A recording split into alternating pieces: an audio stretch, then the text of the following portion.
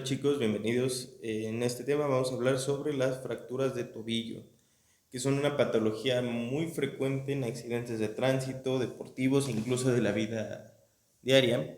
Algún mal movimiento puede desencadenar o tener como consecuencia una fractura del tobillo. Debemos recordar que el tobillo es una articulación de tipo trocleara, conformada por el astrágalo, la tibia y el peroné. Es la articulación de unión entre la pierna y el pie.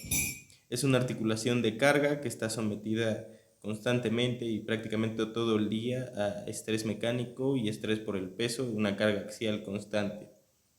Es una articulación con poca movilidad, pero muy adaptable, lo cual nos ayuda a adaptarse a diferentes tipos de terreno. Sin embargo, también es vulnerable a muchas lesiones, ya que por su limitado rango de movimiento, en algún movimiento que exceda este rango nos producirá alguna lesión. También es muy susceptible a traumatismos, ya que está muy expuesto, tiene poco tejido blando que lo protege. Tenemos varios mecanismos de lesión. Se pueden clasificar en mecanismos de alta energía y baja energía. En los traumatismos de alta energía, normalmente es un traumatismo directo sobre el tobillo. Se produce más en pacientes jóvenes y la mayoría va a ser pacientes politraumatizados. Van a tener lesiones en diferentes partes del cuerpo. Es muy común en accidentes automovilísticos, accidentes en bicicleta y en motocicleta. Los traumatismos de baja energía, por otro lado, normalmente se deben a traumatismos indirectos, que si bien la fuerza no es tan intensa para producir una fractura de los huesos, la fuerza se va a transmitir a través de otros segmentos a esta articulación y nos producirá una fractura de estos segmentos óseos.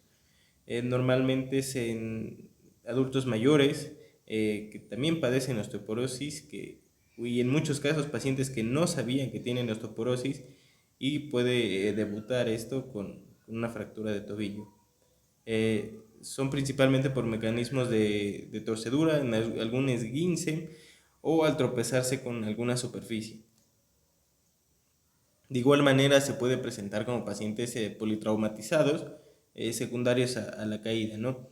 Es común en pacientes con sobrepeso que en un esguince que pudo haber no sido tan grave, este se va a desencadenar como una fractura de tobillo. ¿Cómo se va a clasificar nuestras fracturas de tobillo? Tenemos muchas clasificaciones, pero la mayoría se enfoca únicamente en un hueso en específico. Vamos a tener clasificación de fracturas para la tibia distal, para el peroné distal y para el astrágalo. Vamos a mencionar brevemente algunas. La más usada para la clasificación de fracturas de tibia distal, que es la que se utiliza habitualmente para las fracturas de tobillo, es la clasificación de Dennis Weber. Esta nos va a indicar la localización del trazo de fractura y esta se clasifica en tres tipos: A, B y C. La tipo A es una fractura infrasindesmal que se va a ocupar o se va a localizar debajo de la sindesmosis.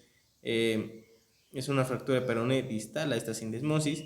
La tipo B es transindesmal, es decir, que va a atravesar totalmente el peroné a la altura de la sindesmosis. Y la tipo C es una fractura suprasindesmal que va a realizarse superior a la sindesmosis. La clasificación de Lauch-Hansen la clasifica según el mecanismo de producción de la fractura. Las clasifica en supinación y en pronación. Y la relaciona con la clasificación de Dennis-Weber. Normalmente las fracturas de peroné y de tibia distal se van a producir por mecanismos de pronación y supinación forzadas. La clasificación de las fracturas de tibia distal se clasifican en tres tipos, de igual manera A, B y C. Las tipo A están asociadas frecuentemente con fractura de peroné. Las tipo B afectarán principalmente a algún extremo medial o lateral del extremo distal de nuestra tibia. Y las tipo C son producidas principalmente por carga axial y van a ser multifragmentadas. En el tipo C1 podemos tener un trazo de fractura relativamente estable, sin embargo recordamos que es una articulación de carga, por lo cual requerirá una inmovilización y probablemente tratamiento quirúrgico. En el caso de la clasificación de las fracturas de astrágalo, se puede clasificar en 4 tipos. Uno que corresponde a la parte anterior del astrágalo y que no va a ser un trazo desplazado. El otro se puede presentar como una fractura similar en el cuello del astrágalo que va a estar desplazada. Se asocia comúnmente con luxaciones anteriores o posteriores de tobillo, y va a haber otras dos en las cuales se va a separar el astrágalo por su cuello en 2 fragmentos, uno anterior y uno posterior. En este caso puede ser interrumpido por los maleolos, dejando un fragmento anterior y otro fragmento posterior. Y otro caso en el cual no se va a ver interrumpido ambos fragmentos por los maleolos, sin embargo se va a desplazar hacia superior el fragmento anterior. Aquí tenemos una imagen de la clasificación de Dennis Weber, en la cual vamos a ver este mecanismo de ruptura, de fractura en el peroné. Es asociado comúnmente a mecanismos de versión y de inversión forzada.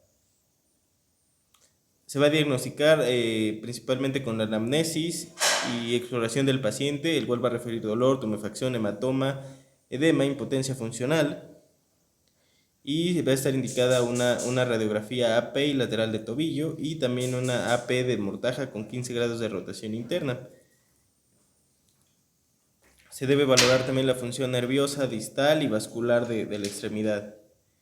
Y los pacientes con fracturas expuestas deben ser enviados inmediatamente a urgencias para recibir tratamiento quirúrgico.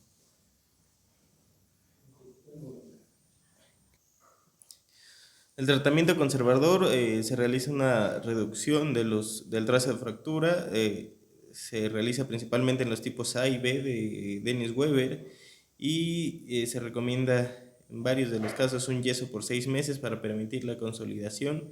Sin embargo, nos va a traer problemas de inmovilidad y reposo en el paciente. Se recomienda únicamente en trazos de fractura estables y no desplazados, y por el tiempo de inmovilización normalmente se opta mejor por un tratamiento quirúrgico, en el cual se utilizan placas o tornillos, y solo tornillos en el caso de trazos de fracturas simples.